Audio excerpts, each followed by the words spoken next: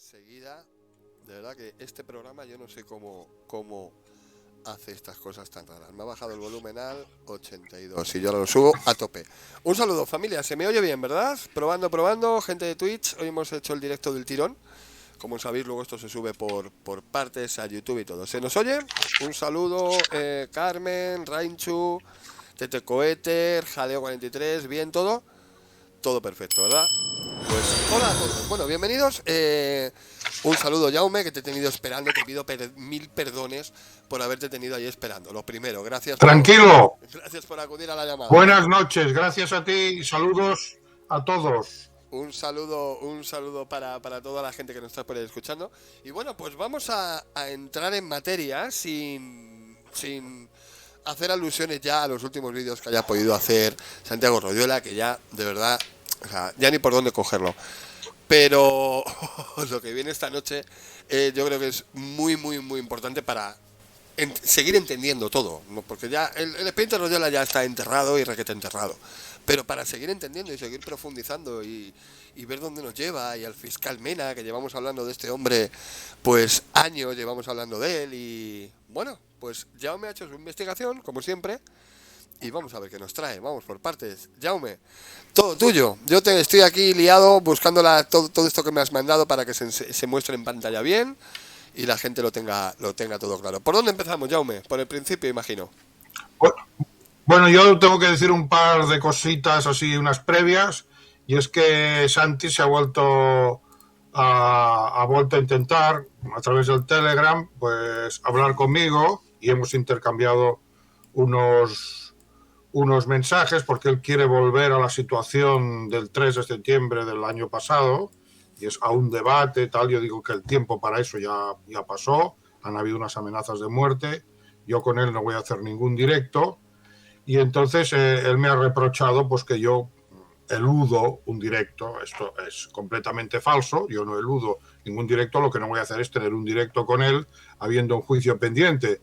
Y además nosotros hemos ofrecido a Kepa Tamames, que es una persona que conoce el expediente Royuela porque ha escrito el libro, lo debe conocer perfectamente, que tenga un cara a cara conmigo.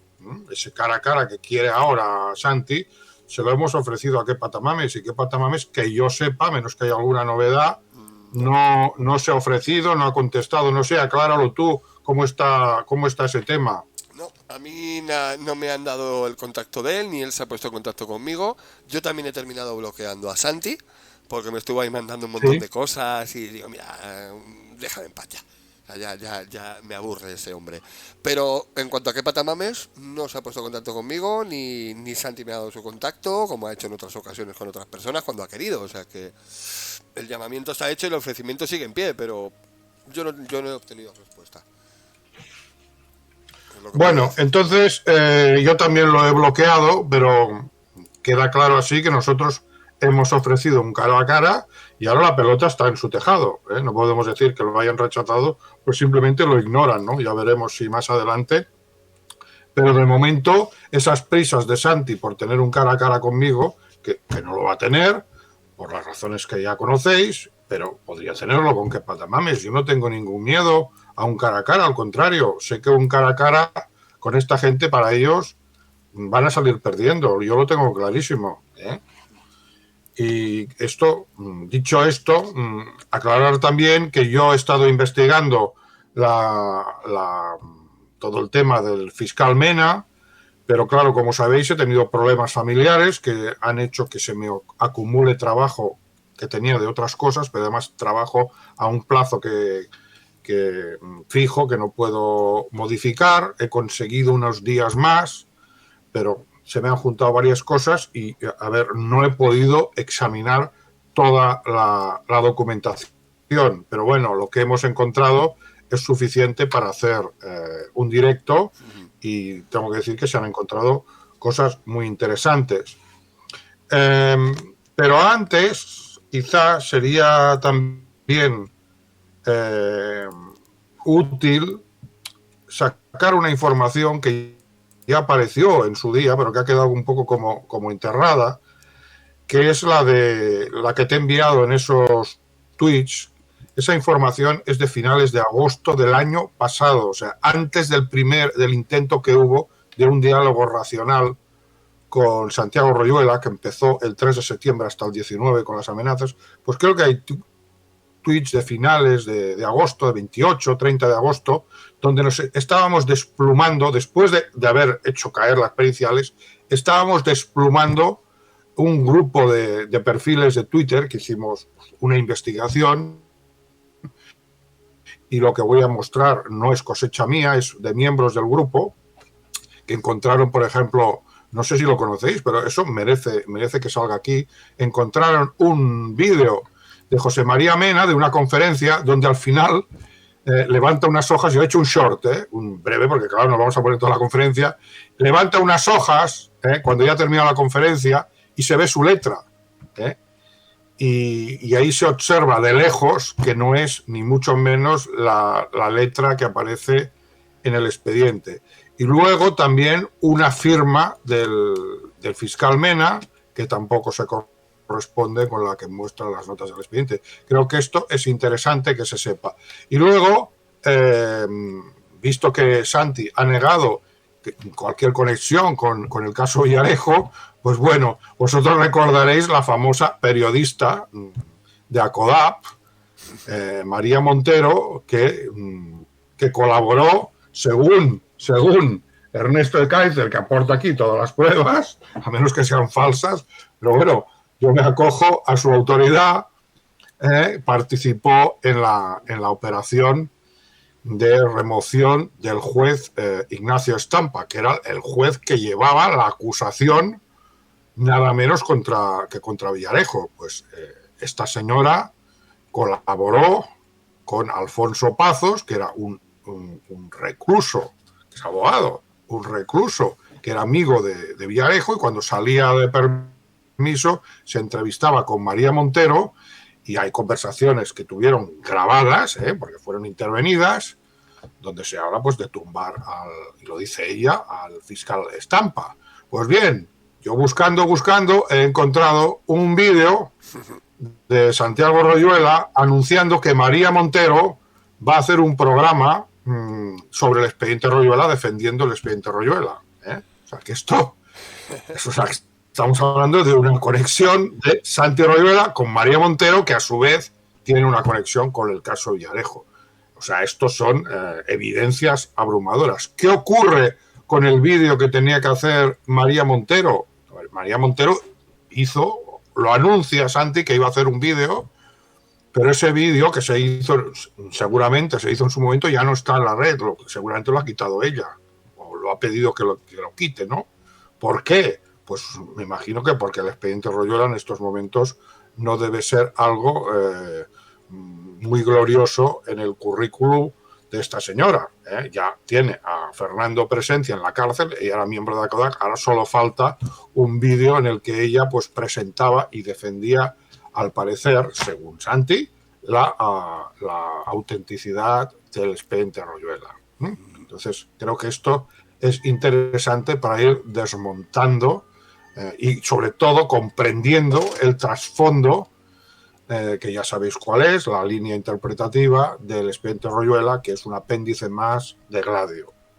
Totalmente. Entonces, si quieres mostrar esa documentación, la podemos ir comentando. Mientras abro, ya tengo aquí todo más o menos abierto, me falta abrir el enlace de Twitter, ya he conseguido abrir WhatsApp, y seguramente notes ahora unos pequeños cortes en el audio, pero mientras hago eso, a lo que hace mención Jaume, vídeo subido el 5 de marzo de hace 2 años, porque me piden la antigüedad del vídeo, esto lo podéis ver en el canal de Santiago Royuela.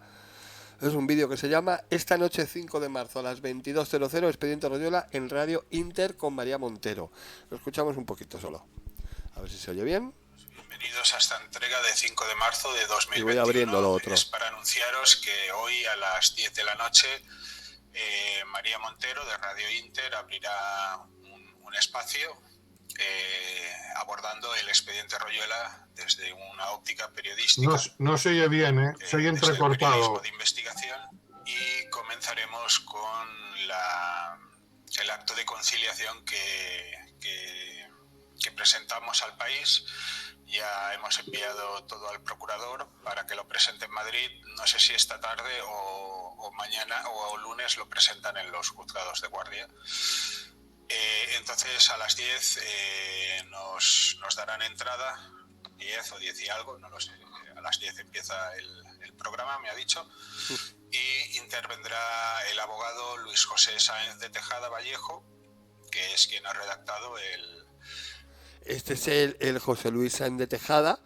Es ese último juez que entró en acción, que hace mucho que no sube vídeos, por cierto, ¿no? Otro, ya lo conocemos. Sí, A ese ya le hicimos un directo en su otro día, juez de estos tan... represaliado. Sí. Sí. Lo que pasa que yo no sé si los demás lo han oído bien, pero yo no he oído bien el trozo donde menciona a María Montero. Sería importante que se oyera. Yo no sé si lo habéis oído vosotros, pero a mí se me ha quedado entrecortado. Lo Está confirmo. al principio, Sí, cuando habla del programa donde va a salir, al final... Sí, Dame un segundito solo, Jaume. Si es que es lo que me pasa. Es lo que me pasa a mí siempre con el StreamYard. sí, está al principio, creo. Terminando. Y solo que se oiga... Que se oiga que Vale. el nombre de la periodista. investigación y comentamos al país. Ya hemos enviado todo al procurador para que lo presente en Madrid. No sé si esta tarde o mañana o lunes lo presentan en los juzgados de guardia. Antes, pues será al principio. Entonces, al principio sería entonces. Al principio de todo. Esta entrega de 5 de marzo Sí, al principio de todo. 2021 es para anunciaros que hoy a las 10 de la noche María Montero de Radio Inter abrirá un espacio abordando el expediente Royuela desde... Ahí lo tenéis, no hace falta que sigamos escuchando. El vídeo luego lo podéis escuchar entero vosotros. Y No, luego... ya está. Solo queda que quede claro. Sí, que no nos estamos inventando nada. Estoy abriendo esos tweets que tiene. Lo que estamos hablando nosotros, aunque yo esté tardando ahora en mostrarlo en pantalla, ¿Sí? pero se va a ver, lo tenéis puesto en Twitter, en el Twitter de Jaume Farrerons, o en el mío, porque yo lo retuiteo todo lo que pone él. Y, o sea, aunque lo voy a mostrar en pantalla, pero todo esto, entréis al Twitter de Jaume Farrerons, miráis en el historial y vais a ver fechas, todo que coincide con lo que estamos contando aquí, o sea que no nos estamos inventando nada. Perdóname porque es que el ordenador me va muy lento con el StreamYard y está intentando ahí como puede abrir tu Twitter, y ahora en cuanto esté abierto muestro, que son lo de las firmas de Mena que me has comentado al principio, de dónde salieron, perdón, que dijeron que salió un vídeo y aparecía la letra de Mena y no tiene nada que ver. Lo está abriendo, mientras lo abre tú puedes seguir hablando, que ahora lo muestro yo en pantalla. Vale. Bueno, yo ahora os voy a presentar un poco los libros en los que me he basado. Ya he dicho que no he podido acabar esta investigación, pero hay suficiente material como para hacer un directo y ya no lo hemos querido aplazar más. Bueno, este libro ya lo conocéis, es el de Kaiser, Operación Jaque Mate, también sirve para esto que estamos hablando. Luego tengo el libro que es mi fuente principal sobre la vida de José María Mena, que es de oficio fiscal. Es un libro escrito por él, donde dedica un capítulo un poco a su vida, ¿no? Y entonces veremos que en este libro, sin mencionarlos, pero se ve claramente de quién está hablando, pues dedica un par de páginas a su conflicto con los Royuela. Es evidente que son ellos, ¿eh? Ya lo leeremos íntegro, porque además ahí se ve la explicación de por qué él no ha querellado nunca a los... Bueno, hubo una querella que se empezó de oficio, porque él era fiscal, pero explica por qué él, después de su jubilación, o sea, cuando ya pasó a ser una persona privada, pues ha sido víctima pues, de venganzas, de personas que se vieron, y habla así en general, pero luego va al caso concreto porque este ha sido muy sonado, de personas pues que nunca han querido, que no han, son malos perdedores, por decirlo así, y pues le han puesto querellas y ha sufrido venganzas, ¿no? El libro es este, como digo, y se titula De oficio fiscal de José María Mena. Luego tengo un libro en de el libro, Pérez Ríos, que es un periodista del país. En el libro, perdona que te interrumpa, en el Sí. libro Mena habla de los Royuela, los menciona, aunque no sea literalmente, pero Los menciona, no pone el apellido, pero se ve que está hablando del expediente Royuela. Vosotros mismos podéis juzgar. Yo llego a la conclusión de que está hablando que se le atribuyen asesinatos por parte de un sargento de la Guardia Civil. Bueno, en fin, ya lo veréis. Es el expediente Royuela, pero no pone la palabra Royuela, ¿no? Por las razones que él mismo explica. O sea, Sí. considera que estos son gajes del oficio que están incluidos en el sueldo. Entonces, es algo así que él a título privado no se quiere meter en una especie de querella, bueno, que es lo que podría hacer, ¿no? Porque considera que eso forma parte de su sueldo, ¿no? Pues que personas que han sido perseguidas por él, por razón de su cargo, o sea, y en el legítimo ejercicio de sus funciones, pues que se han rebotado, ¿no? Contra él y le han hecho cosas. Es como yo, cuando trabajaba en prisiones, pues yo he visto muchos casos de presos, pues que se enfadaban contigo porque les habías pillado en algo, habías tenido que hacer un informe, y entonces, a ver, es una cuestión que va en el sueldo, y a veces te insultan y te amenazan, y no por eso tú luego cuando sales dejas el uniforme, desde tu casa vas a ir a un abogado, no lo vas a hacer nunca esto. En todo caso harás un informe interno y que el director de la cárcel actúe, ¿no? Que fue como funcionó la cosa cuando metieron en prisión a Alberto Royuela por aquellas injurias, aquellas mentiras, aquellas falsas acusaciones que llevaron a Alberto Royuela a prisión, que eran contra Mena, pero eso no actuó él, actuó de oficio la institución, ¿no? Entonces él dejó de ser, se jubiló en 2006, y a partir de ahí todo lo que ha hecho el expediente Royuela considera, ya leeré los fragmentos donde queda claro esto, considera que eso forma parte de su labor como fiscal, de su trabajo profesional, y él no se lo toma a título personal. Y entonces, ¿qué ocurre? Que cuando tú pones una querella por difamación o por injurias, estás actuando a título personalísimo. Son querellas que no son perseguibles de oficio, ¿no? O sea, no puede actuar, son cosas personales. Entonces, él entiende que esas venganzas, esos rebotes, esas difamaciones, forman parte formaban parte de su nómina, y en el momento que se jubiló él sale completamente de eso y no va a dedicar su vida a eso, ¿no? Entonces ahí está explicado en el libro, ya lo veréis. Todavía hay alguien por aquí por el chat que dice, Mena es un asesino. Claro. Digo, ya le estoy preguntando, ¿y por qué? ¿Tú lo has visto matar a alguien? No sé, aquí la gente todavía... Un saludo a los royuelistas que hay por ahí. Sí.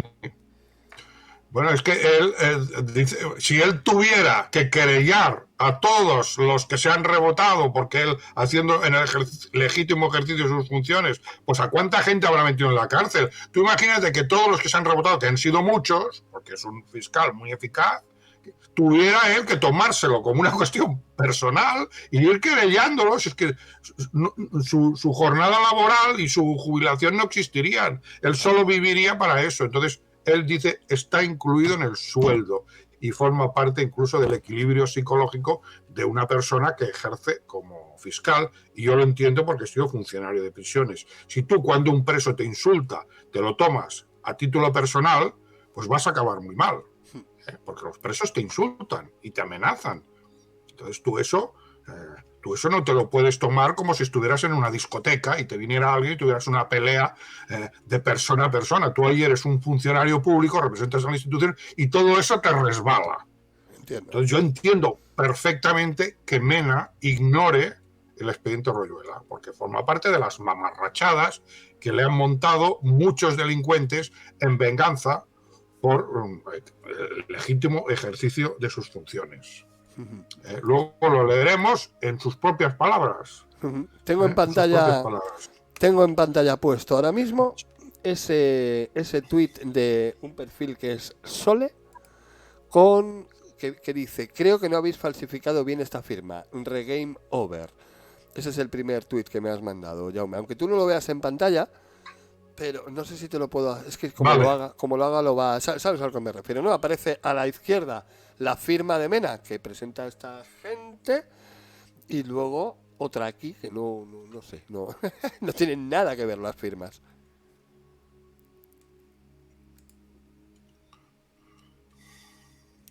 Sí, ¿me oyes? El otro no le coge por lo que veo. Bueno, estáis viendo aquí en pantalla, y repito, esto es tweet y todo esto yo lo voy a pasar luego al chat y a los grupos de Telegram, y lo podéis ver en Twitter para comprobar todas esto que os estamos comentando. Sigue, Jaume.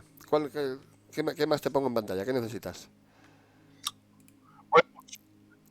La letra de Mena en ese short que yo hice, donde al final levanta unos folios, porque ha terminado una conferencia y hace así, como cuando coges unos textos, haces así, clac, clac, con los folios, y en un momento lo levanta y se ve su letra allí, y se ve que es una letra vertical, mientras que la letra que aparece en las notas es horizontal y espaciada, y esta es vertical y muy apretada, o bastante apretada.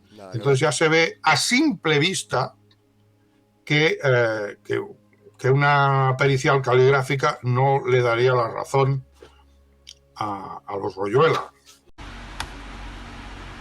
Disciplina jurisdiccional autoasumida por el Tribunal Supremo, complementaria de la disciplina otorgada constitucionalmente al Consejo General del Poder Judicial, son, además de severamente crueles o cruelmente severos, además no son suficientemente imparciales. Seguro que son independientes, no lo dudo, no son imparciales y no son coherentes. ¿Me queda tiempo o ya no? Vale. Al segundo turno empezaré a hablar porque esto era solo los problemas.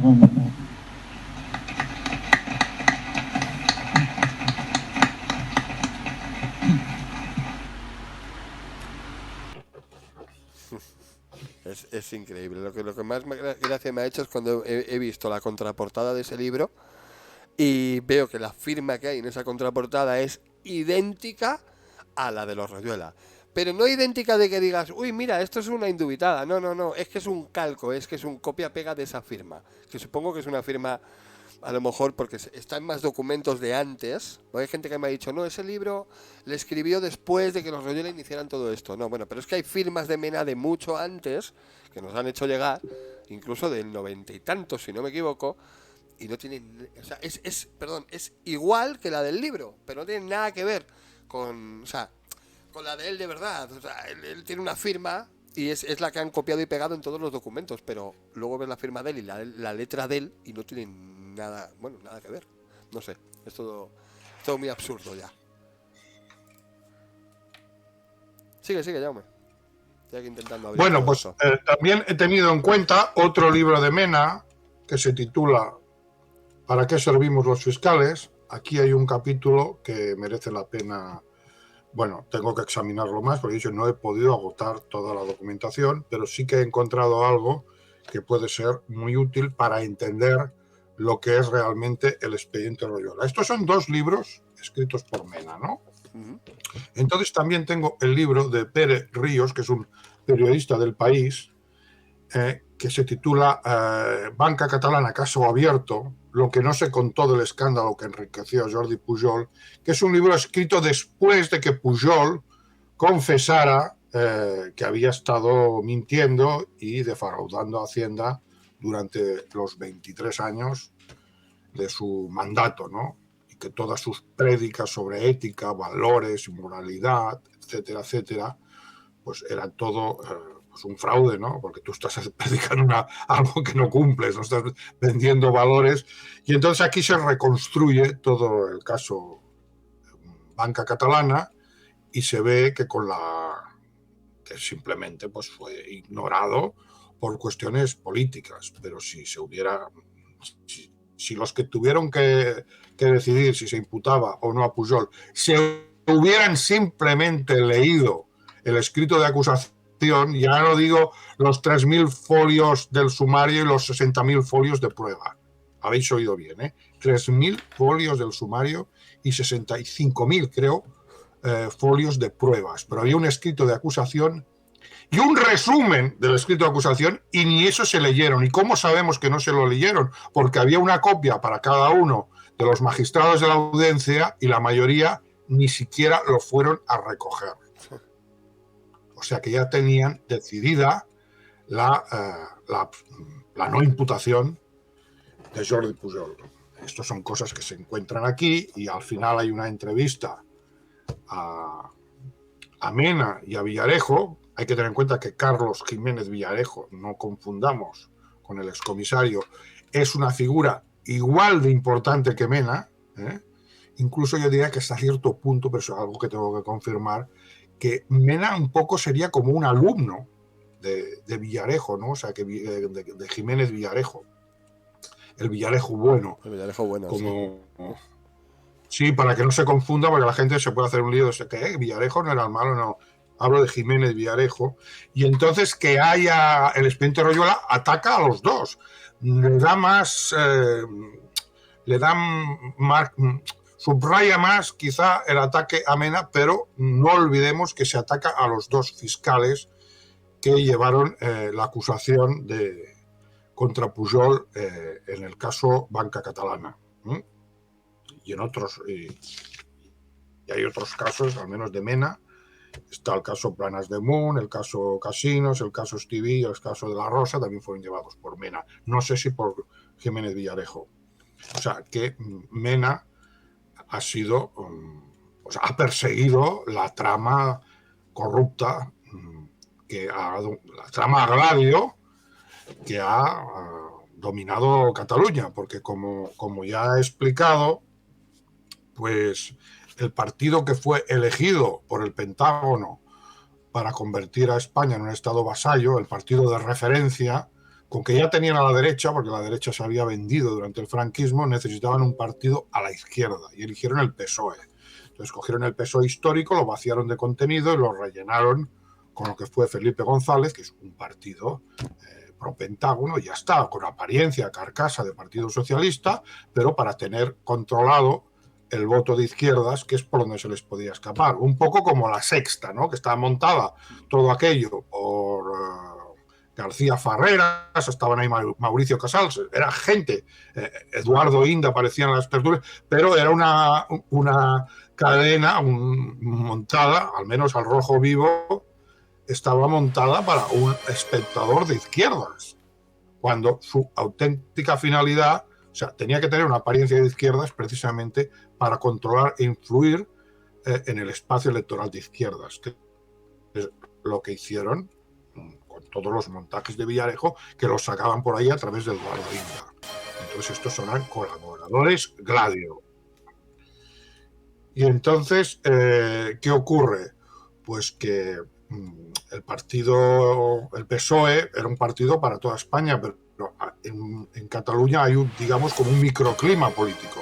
Y entonces aquí se dieron cuenta que para esta comunidad autónoma específica tenía que haber una red Gladio también específica. Y esa red Gladio específica fue el pujolismo.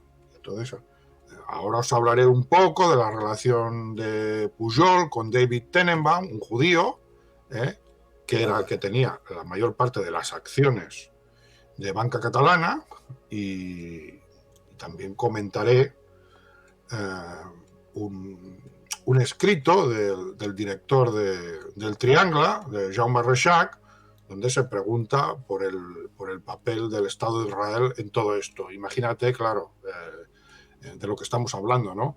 O sea, que cuando en el libro de Que Patamames dice que Alberto Royuela, el padre de Santi, le salvó la vida a Jordi Pujol, habría que ver qué significado profundo tiene esto.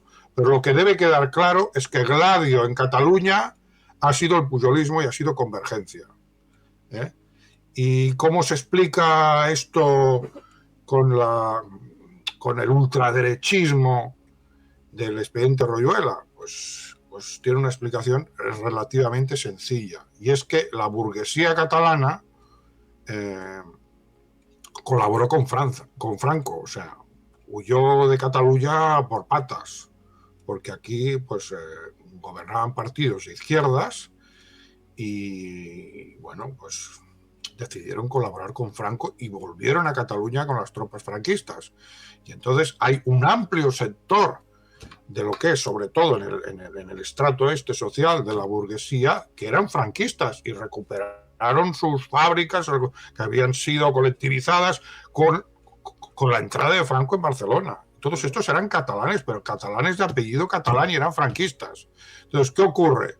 Cuando el partido, digamos, de Adolfo Suárez se disuelve, toda esta gente queda un poco huérfana en Cataluña. ¿Y de dónde van? Van a Convergencia. Y entonces puedes encontrar alcaldes convergentes que habían sido ya alcaldes durante el franquismo. Es decir, toda la derecha que durante la época franquista pues, apoyaron a Franco, entrarán en Convergencia. Y es en ese espacio sociológico y político donde el expediente Royuela encuentra su conexión con lo que es la Gladio catalana que se monta aquí, que es el sistema pujolista. Y eso explica pues muchas cosas, ¿no? Aquí hay cosas relacionadas con el carlismo, son sectores ultracatólicos, Opus Dei, todo esto está en Cataluña. Y todo esto está detrás, son aquellas personas, cuando entró en contacto el expediente Royuela con ACODA para hacer un frente común, hay un artículo donde se recogen unas palabras, creo, de Alberto Royuela. Es un artículo que tú comentaste, yo no lo he comentado nunca, pero esas palabras me quedaron grabadas. Dice, hay personas en Cataluña interesadas en proyectar el expediente Royuela con ACODA, ¿no? Y entonces mi pregunta es, ¿quiénes son esas personas? Pues esas personas seguramente forman parte del espectro político y sociológico al que acabo de referirme. Sí, esto es uno de los artículos que publicó, si no me equivoco, porque hemos leído tanto ya aquí, si no me equivoco fue con Filegal, hablando de cuando se fue la tesorera de ACODAP, y creo que contaba... Efectivamente. Sí, ¿no? Es ahí, ¿verdad? Contaba esto. No recuerdo lo que me respondió Santi, porque yo se lo pregunté esto a Santi, pero ya no recuerdo lo que me respondió, pero se lo comenté. En ese artículo pone que eso se dice, que al parecer Santi aportó 800 euros bueno, pues para CODAP, como donativo, como tú lo quieras llamar, con la promesa de que iba a haber más, y eso, que había gente muy interesada, y no recuerdo el otro adjetivo que le ponía, pero lo que tú dices, ¿y qué gente? O sea que... Claro, por eso, exacto, es la pregunta que podemos hacernos. Entiendo porque que algo hay detrás del expediente Royuela. Entiendo que a Presencia se le harían los ojos chiribitas cuando dijo, uy, qué bien, pues aquí me forro. No les ha dado tiempo, ¿no? Efectivamente. Y entonces, bueno, comento también el resto de los libros que he tenido en cuenta. También he tenido aquí, para el caso de Tenenbaum, que es fundamental en toda esta historia de este judío, que ya el padre de Jordi Pujol pues ya tenía relación con él, y es fundador de la Banca Dorca, que luego es el núcleo inicial de Banca Catalana. Y hay un libro que se titula Jordi Pujol i els jueus, construir la terra promesa, que es un libro pro Pujol, donde el propio Pujol admite la teoría del pueblo elegido, o sea, reconoce que los judíos son el pueblo elegido, y leeré sus propias palabras. O sea, él no habla, dice, ellos se creen el pueblo, no, los reconoce. O sea, conclusión a la que yo llego, pues yo es un sionista cristiano, igual que Steve Bannon, que es el ideólogo de Trump y de toda esta supuesta ultraderecha patriótica que es Gladio, en todos los países donde existe diferentes versiones de Gladio. Y entonces en Cataluña tiene que haber también un Gladio, por el microclima político en Cataluña hace que aquí se requiera pues una fórmula especial Gladio, y esa fórmula especial Gladio está claro, pero como la luz del sol, que tenía que ser Pujol.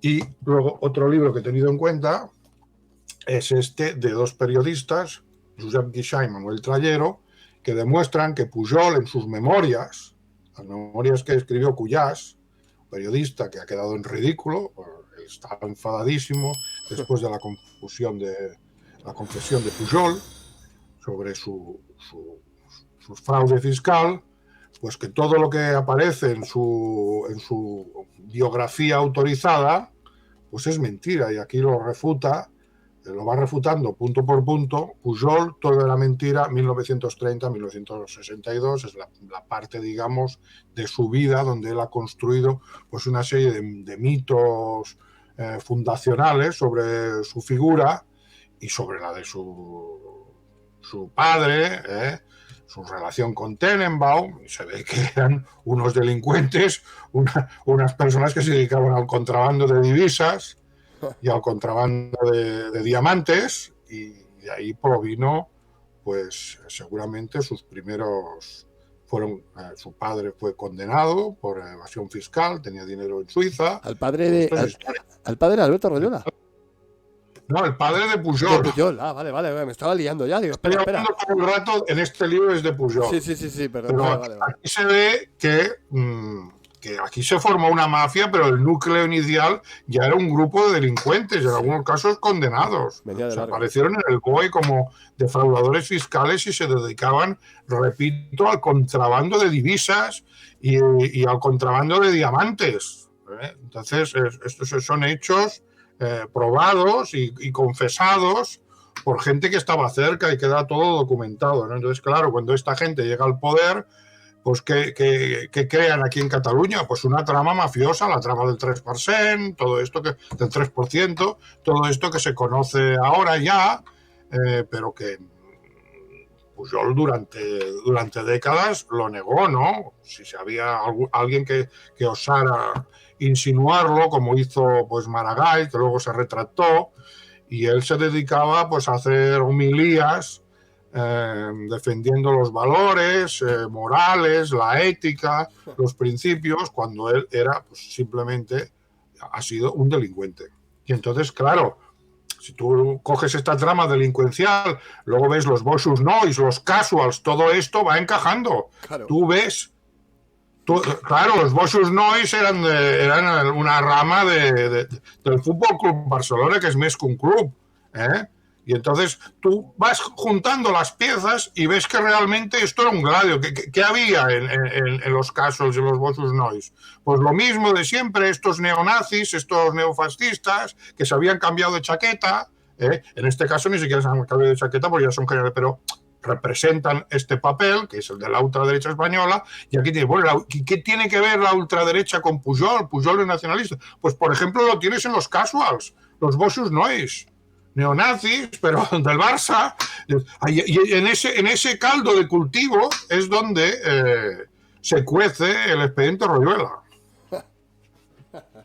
En ese caldo de cultivo sociológico, digámoslo así. Sí. Y está conectado con el pujolismo y con toda este sector, digamos, de la burguesía catalana que era franquista y que en Cataluña pues se unirá a Convergencia y seguirá en muchos pueblos gobernando el alcalde franquista bajo la sigla de Convergencia. Habría que hacer una estadística de esto para ver las dimensiones que esto tenía, pero no eran dimensiones, digamos, despreciables, ¿no? O sea, aquí había todo un sector del electorado de Convergencia que venía de ahí. Bueno, estas son mis fuentes. Hay sobre esto de estos catalanes franquistas, los catalanes de Franco, de Ignacio Riera, que hay nombres y apellidos. Esto aún no me ha dado tiempo de examinarlo bien. Este libro lo leí hace un montón de años, ahora lo estoy un poco desempolvando. Y un libro más reciente, La cara fosca de la cultura catalana, la colaboración amb el feixisme y la dictadura franquista. Todos estos libros son antifascistas y tal, pero nosotros no lo miramos desde esta perspectiva. Aquí a nosotros nos interesa ver no la cuestión fascista, sino la cuestión gladio, ¿no? Y aquí en Cataluña, insisto, era el pujolismo, ¿no? Y en ese marco es donde hay que situar el expediente Royuela. El expediente Royuela es esto, ¿no? Es un apéndice de Gladio, pero de la Gladio, digamos, catalana.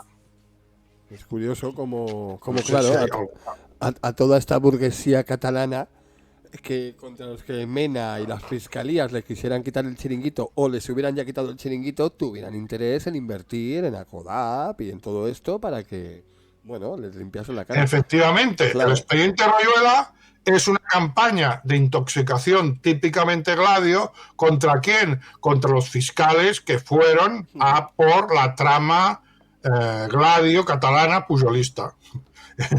Es así de simple, conclusión automática. Ahora se ve Claro. ¿A qué responde? Toda esta campaña de intoxicación es la venganza contra unos, como ha habido contra el fiscal Stampa, que en este caso, como dije, es un fiscal conservador, pero claro, tanto en todo el espectro político hay personas que son honestas y que cumplen con la legalidad. En el caso del fiscal Stampa tenemos un fiscal conservador que van a por él, y en la trama está Garzón, está Dolores Delgado, que son supuestamente de izquierdas, pero no es que no sean, es que es la trama Gladio, que es transversal. Siempre he dicho que aquí hay que leerlo no en términos de derechas e izquierdas, sino potencia ocupante, estado vasallo y resistencia, ¿no?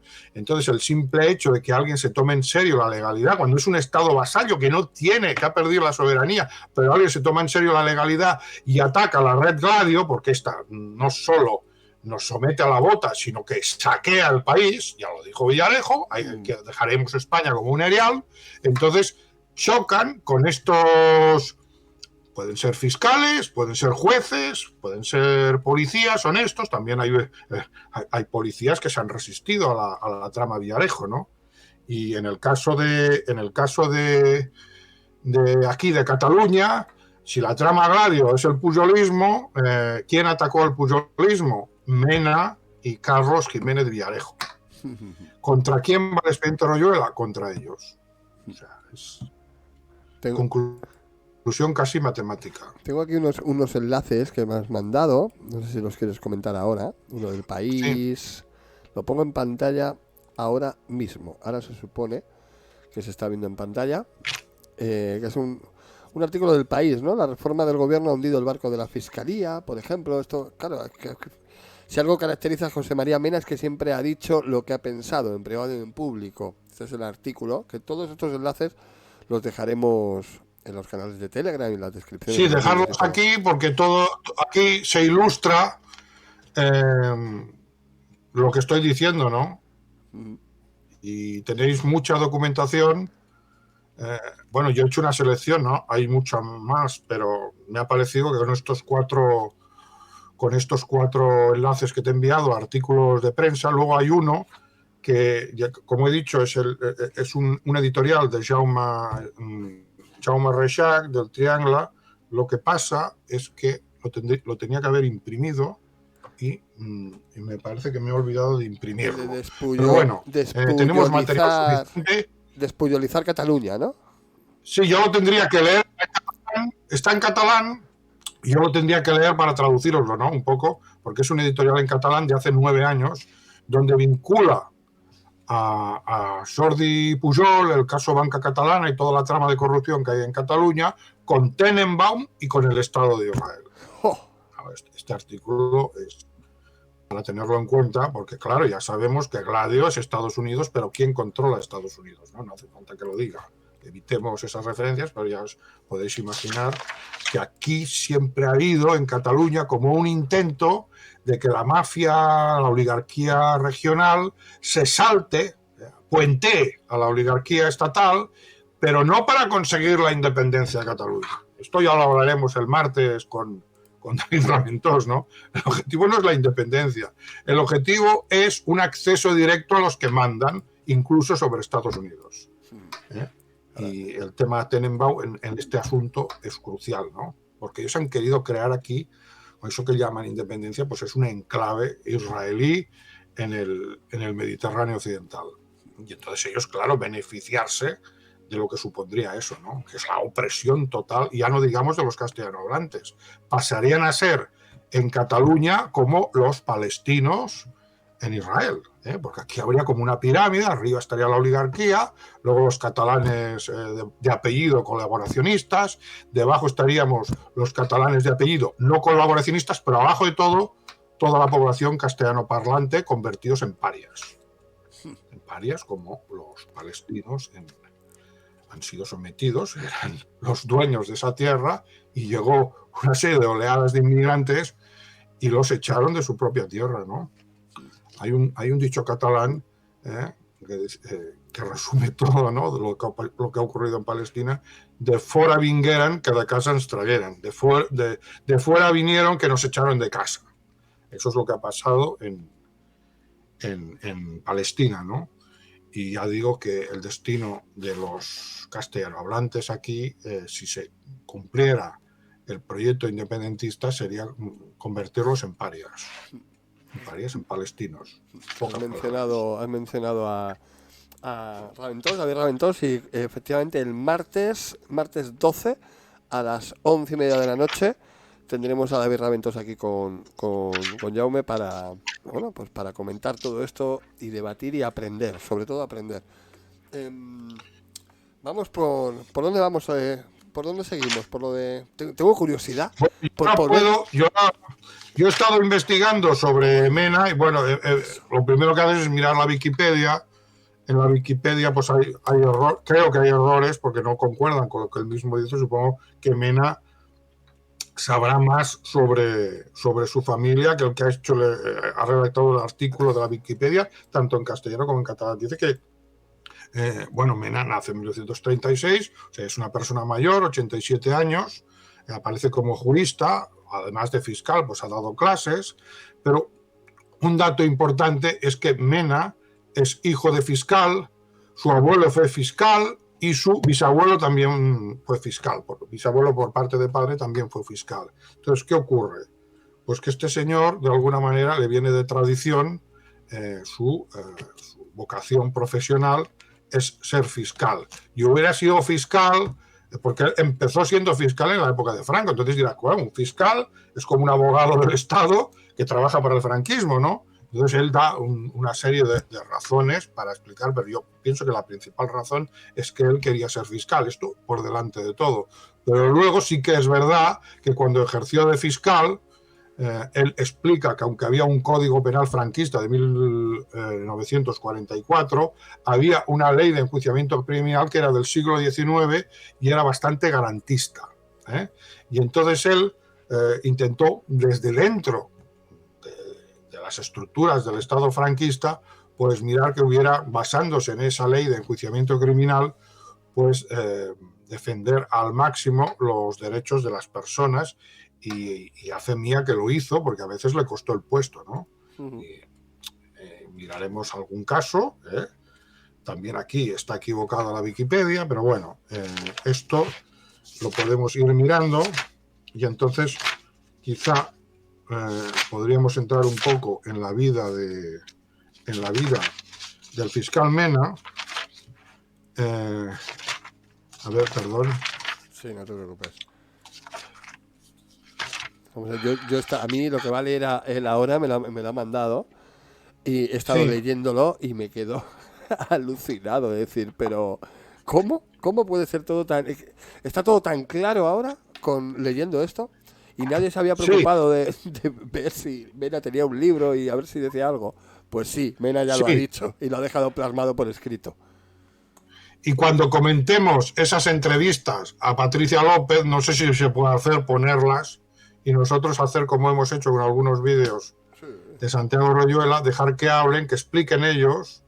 Patricia López es la persona que más ha investigado, la primera que investigó el caso Villarejo. Sí, lo hemos puesto, en el 24 horas lo hemos puesto esa entrevista de 1 hora, más o menos 1 hora y pico, y yo me lo he escuchado ya 2 o 3 veces, brutal.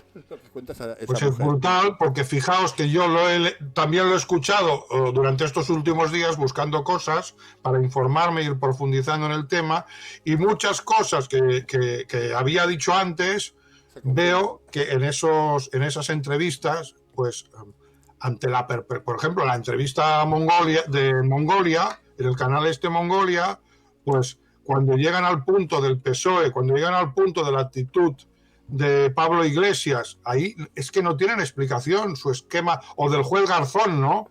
Porque su esquema es el antifascismo y los residuos del franquismo, pero entonces, Garzón, ¿qué pasa con Garzón? ¿Y qué pasa con Pablo Iglesias? Entonces, ahí veis unos momentos de perplejidad que solo se puede explicar los hechos desde nuestra interpretación, que es la interpretación de que esto es gladio, no es derechas o izquierdas, no es fascismo, y ellos tienen tendencia a sacar, pues buscan cualquier cosita, de que si llevaba la Cruz de Hierro, que si hizo cursos de formación en la Gestapo, sacan todas las cositas, digamos, a veces anecdóticas, que pueden confirmar su planteamiento interpretativo antifascista y de residuos del fascismo, del franquismo, que hay que erradicar, y entonces ya estaremos en una democracia. Pero cuando llegan al caso Garzón, pues no saben qué decir. Y cuando ven a Pablo Iglesias haciendo cosas raras, cuando esta periodista habla de un pacto entre Villarejo y Jaume Roures, pues claro, entonces ya dice, no funciona vuestro esquema interpretativo. Aquí hay otra cosa. ¿Y qué es esa otra cosa? Pues lo que vosotros ya sabéis, en primicia. Porque en estos momentos somos el único canal que está diciendo esto, que está diciendo la verdad. El único canal. No hay nadie más que lo diga. Están los fachas, digamos, los de que ven la amenaza de que nos invada Venezuela o China, estos viven en su mundo autista, y están los que ven amenazas nazis por todos lados. Pero la bota del ocupante americano, eso nadie lo quiere ver. Sí. Ya, obvio. Nadie lo quiere ver. Nosotros somos los primeros que lo estamos diciendo y difundiendo. Por lo cual no sé cuánto vamos a durar. Pero bueno, tenemos el deber de decirlo. Sí. Bueno, a mí el canal de YouTube ya me lo han desmonetizado. Bien, vamos, eso es una buena... Eso es una buena señal. Que no es que ganase yo mucho con YouTube, pero sí, ya me han quitado la monetización. ¿Pero por qué? ¿Qué has hecho? Porque el contenido no es apto para monetizarse. Digo, bueno, pues vale. La verdad no es apta, ¿no? Para monetizarla. Eso comentan. Que dentro de 3 meses que les vuelva a preguntar. Digo, bueno, pues vale. Así que, o sea, entonces cuando... las primeras consecuencias ya las estamos teniendo, pero sin problema, lo cuento como anecdótico, Ya ha pasado algo. Así que vamos a ver lo que duramos de momento. Porque llega el canal vivo, el dinero es lo de menos, pero como anecdótico, esto es lo primero que suelen hacer. Te corto la monetización a ver si tocas otros temas para ver si eso... Pero bueno, oye, nosotros seguiremos por nuestro camino. O sea que cuando llegues a los 50.000 suscriptores, eso no va a suponer ningún cambio para el canal, ¿o sí? No, cerca ya. Sí, no, pero eso es anecdótico, esos números son, bueno, simbólicos. En YouTube influye cuando pasas de los 10.000 y cuando pasas de los 100.000. Porque cuando pasas de los 10.000 como que ya tienes un chat directo con algún administrador de YouTube, entre comillas, todo esto. Y de los 10 a los 100 ya te mandan la plaquita a tu casa y ya tienes alguien más personal a tu lado por si tienes ayuda. Pero de los 10 a los 100 es lo de menos, no hay mucha diferencia. No se nota nada. Más que sube el contador, pero poco más. Pero bueno, como anécdota lo decía, digo que las primeras consecuencias ya las estamos teniendo. Venga, te quito la monetización, a ver si hablas de ovnis en vez de esto. Y bueno, pues vale, pues vamos a seguir. Así que el próximo será cerrar el canal. Por eso tenemos varios más abiertos, no os preocupéis. Así que hay solución para... Bueno, yo creo que la diferencia de trato que recibe este canal y el que recibe el de Santiago Royuela, por ejemplo, y otros canales que difunden pues lo que a ellos les interesa que se difundan, que son las mentiras del sistema, derechas e izquierdas y todo esto, pues ya un poco también os indica por dónde van los tiros, ¿no? Sí, porque este canal pues va a ser un objetivo de esta gente, pero es eso, abriremos otros canales y se trata de que la gente se haga eco de lo que decimos aquí, se informe también y adelante y difusión, ¿no? Que se decía, y abriremos otros canales. Bueno, yo para entrar en el tema, Mena, de lo que es su vida, hay un capítulo dedicado a su vida. Yo, después de leerme esta parte del libro, el libro tiene otros capítulos dedicados a temas más técnicos del funcionamiento de la fiscalía, de los problemas que tienen los fiscales. Todo esto hoy no lo vamos a tratar. Hoy nos interesa un poco la figura de José María Mena Álvarez para un poco verificar que si este señor puede ser alguien capaz de matar a 2.000 personas y cosas así, ¿no? Entonces, yo he buscado en la red a ver si él tiene alguna causa, algo, una condena, algo, cualquier... Nada, es una persona que no se le puede, de esas personas que están limpias y que solo queda para difamarlas, pues eso, mentiras, ¿no? Pero no es que no tiene... A ver, sí que tiene que le trasladaron, pero esto en la época de Franco, ¿no? Porque se metió con un terrateniente, su primer destino fue allí en Tenerife y pues ahí hubo un fraude inmobiliario de alguien que era pues amigo del jefe de los fiscales de las Canarias y entonces él actuó aplicando la ley y bueno, el castigo fue que lo trasladaron, ¿no? O sea, anularon toda su actuación. Al juez que encarceló al cacique, pues lo cesaron y a él lo trasladaron a Barcelona, ¿eh? Y esto creo que fue en 1967. Primera represalia. Chupito, por ahí. Sí, quiere decir que no tiene sanciones. Luego también lo sancionaron por militar en el PSUC, que era el Partido Socialista Unificado. Sabemos que es de izquierdas, ya he dicho que es una persona de izquierdas, como podía ser Anguita, ¿no? Pues hay gente de izquierdas que es honrada. Sí. Y Anguita lo único que hacía era, no quería implantar aquí una dictadura al proletariado, lo único que defendía era que se aplicara la Constitución. Su programa, sus discursos, me conformo con que se aplique la Constitución. Pues Mena es un poco así, que se apliquen las normas democráticas. Con esto es suficiente para defender los derechos, porque él ha creído, pues eso, que somos yo ahí discrepo con él, ¿no? Pues que somos un país soberano y que si funciona la democracia, pues bueno, eso irán en beneficio de toda la mayoría de la población, bueno, todo desde una perspectiva de izquierdas, pero claro, luego te encuentras que defiende al juez Garzón. A mí me gustaría ahora poder preguntarle, bueno, ¿y ahora usted qué opina del juez Garzón? Porque claro, ahí ves los límites cuando se tocan, como pasa con Patricia López, pues tendría los mismos límites pues que una Patricia López con el caso Villarejo, ¿no? Pero no se le puede negar su honestidad, no tiene ningún caso de corrupción suyo, no se le ha podido sancionar, no tiene vicios que se le conozcan, nada, es una persona impoluta, ha tenido hijos, una familia, ha sido un gran profesional. Al final, con el tripartito, se le concedió la Cruz de Sant Jordi, no se la concedió Pujol, os lo puedo asegurar. Fue en esos años que gobernó aquí el tripartito que entonces pues Montilla le concedió la Cruz de Sant Jordi, ¿no? Entonces, bueno, yo mirando toda su historia, lo que veo es una persona honrada, pues con estos límites ideológicos, igual que le ha pasado un poco al fiscal. Aquí hay una anécdota, que él empieza el capítulo sobre su vida. Dice, cuando tenía 8 o 10 años, un verano, cogíamos fruta de un árbol y apareció un hombre con un bastón dando grandes voces. Todos los niños salimos corriendo en desbandada. Mi padre me sorprendió en la fuga. Me ordenó dar media vuelta y me exigió dirigirme, solo y muerto de miedo, al amo del frutal para pedirle disculpas. Por aquella época, cuando yo decía alguna simpleza propia de mi edad, mi padre, que era fiscal, con fingida solemnidad me declaraba condenado a explicar esa tontería. Desde la infancia aprendí que nunca se debe huir y que siempre se debe disponer de razones para todo lo que hacemos o decimos y saber explicarlas, ¿no? Esta anécdota empieza, tiene un modelo paterno, pues honrado, de persona honrada, y se le han inculcado esos valores éticos que tanto predica Pujol, pero que nunca aplicó, porque Pujol pues era lo que todos sabemos, era un defraudador y un ladrón que ha saqueado Cataluña en beneficio propio y de toda su mafia.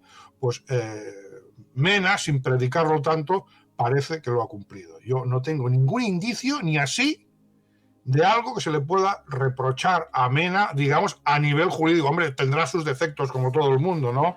Y no habrá sido perfecta su vida, pero que tiene una orientación moral, es incompatible todo lo que se cuenta en el expediente Royuela con la figura de Mena tal como la conocemos por fuentes más objetivas, ¿no?